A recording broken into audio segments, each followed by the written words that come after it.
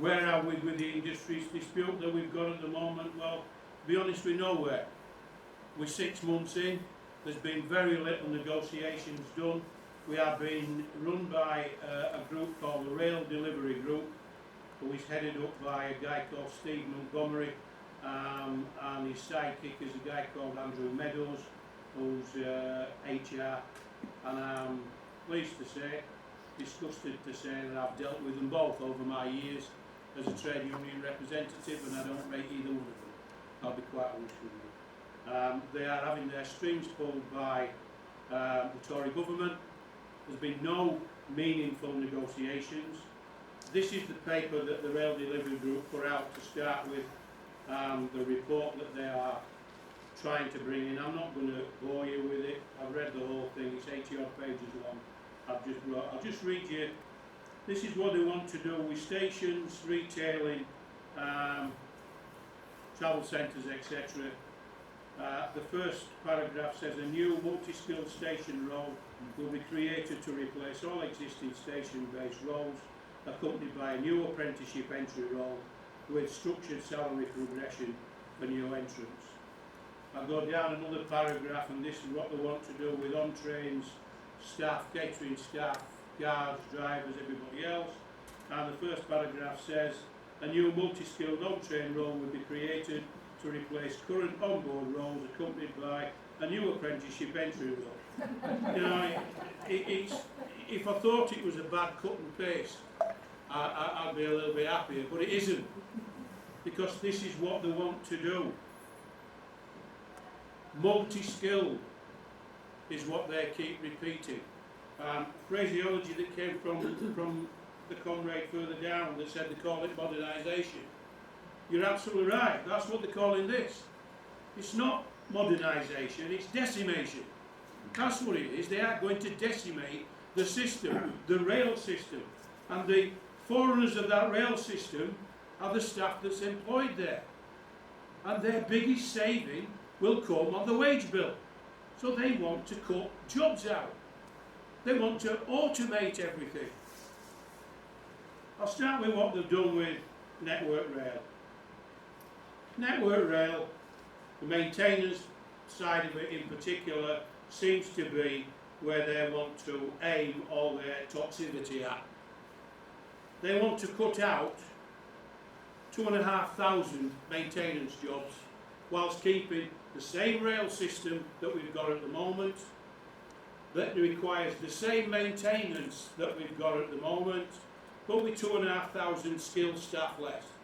Now, you know, I'm not a genius, but that tells me that you are not going to be able to maintain the same amount of maintenance properly and safely with 2,500 less staff with the same amount of rail miles that you've got to cover.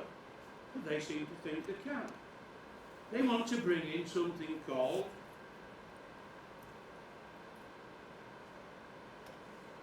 cost-based maintenance, risk-based maintenance. Now the title's there and it speaks for itself. I'll tell you what it means. It means that when there's some maintenance required, they will go and look at it, they will assess the cost of that maintenance, and then they will assess the risk of not maintaining it there and then. The risk of being able to leave it for a later date.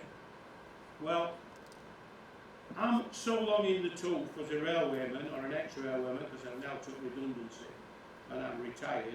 I can remember the last time that cost-based and risk-based maintenance was used, and I'll take you back to 2000 when the Hatfield rail disaster happened and 4 people lost their lives. My girlfriend should have been on that train that day, but she broke her foot the day before.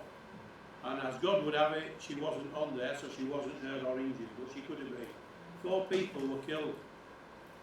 That was caused by a crack in a rail that had been identified some weeks before, but they had decided that it wasn't bad enough to have to repair it right there and then, and they put it in the log for doing later. That killed 4 people. I'll take you forward two years on to another disaster at Potter's Bar that killed 11 people. Again, a set of points that split when that train went through. Why? Because it hadn't been maintained correctly, although it had been identified prior to that. They decided the risk of leaving it unmaintained was sufficient to outweigh the cost of doing it. Well, I'm here to tell you that the RMT is not going to stand for going back to those days and put your lives and my family's lives at risk. We will not do it, and we'll fight tooth and nail to stop that happening.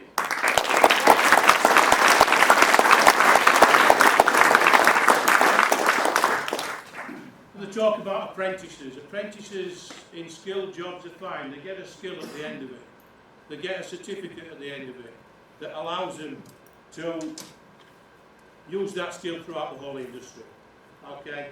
These aren't apprentices, these are cheap workers. It's as simple and as easy as that. And for that, they want to offer them 4% this year and 4% next year, provided everything has been implemented that they want to implement. And it's exactly the same on the trains.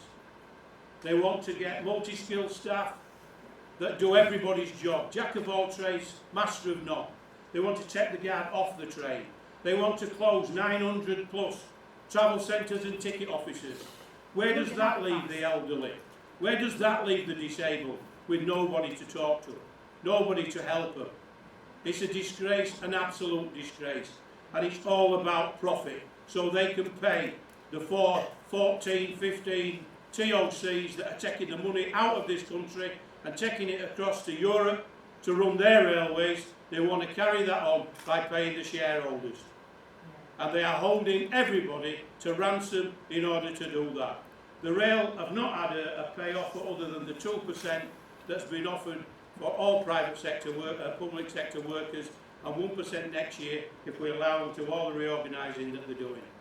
We're not going to accept it. We're carrying on with the reballot, and if it takes another 6 months or another 12 months, we'll be on the picket lines and we'll be pushing this back as hard as we can. But we can't do it alone. We need everybody else around us to stand shoulder to shoulder with us.